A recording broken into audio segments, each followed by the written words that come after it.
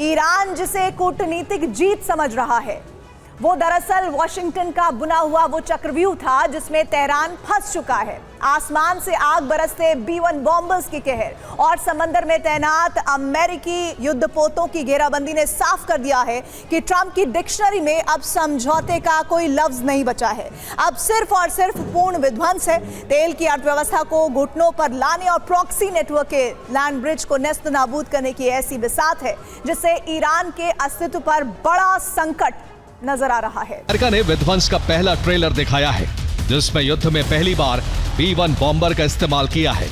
11वीं रात ईरान के अलग अलग इलाकों में भीषण हमले किए तो 12वीं रात अमेरिका ने युद्ध का ट्रम्प कार्ड खेल दिया। B-1 बॉम्बर ने पहुंचकर ईरान में भारी तबाही मचा दी। ट्रंप ने पहली बार B-1 बॉम्बर का इस्तेमाल ईरान पर हमले के लिए किया है। इसके लिए B-1 बॉम्बर ने RAF फेयरफोर्ड एयर बेस से उड़ान भरी थी जो ब्रिटेन में है। वहां से 5,500 किलोमीटर दूर उड़ान भरकर 5 से 6 घंटे में B-1 बॉम्बर ईरान के बंदर अब्बास पोर्ट के ऊपर जा पहुंचा था, जिसके बाद ताबड़तोड़ हमले किए गए थे। इसके लिए अमेरिका के बॉम्बर ने AGM-158 JASSM क्रूज मिसाइल से हमले किए गए। साथ ही GBU-38 बम गिराकर भी भारी तबाही मचाई गई और इसी दौरान बॉम्बर ने पहले टारगेट IRGC कमांड सेंटर को खाक कर दिया और इसके बाद दूसरे टारगेट पर ईरान के हथियार गोदामों पर अटैक हुए। फिर तीसरे टारगेट ईरान के द्वीपों पर बनाई मिसाइल सिटी को तबाह किया गया। फिर चौथे नंबर पर सुरंगों में बनाए ड्रोन स्टोरेज फैसिलिटी को ध्वस्त करने की कोशिश की। हालांकि इस दौरान हमला रोकने के लिए एक्टिव हुए एयर डिफेंस सिस्टम को भी मार गिराया, जबकि होर्मुज के पास द्वीपों पर भी कई बम गिराए गए। अमेरिका ने नए सिरे से ईरान की घेराबंदी शुरू कर दी है। 5 मोर्चों पर युद्धपोत तैनात किए हैं। पहला जाल भूमध्य सागर में बिछाया है जहां 4 गाइडेड मिसाइल डिस्ट्रॉयर की तैनाती है। दूसरा जाल लाल सागर में है जहां 4 गाइडेड मिसाइल डिस्ट्रॉयर बाबल मंदेब के पास लगाए गए हैं। तीसरा जाल हिंद महासागर में है जिसमें एक एम्फीबियस ट्रांसपोर्ट डॉक, एक डॉक लैंडिंग शिप और एक एम्फीबियस असॉल्ट शिप तैनात किया गया है। चौथा जाल अरब सागर में है जहां aircraft carrier USS George W Bush तैनात है।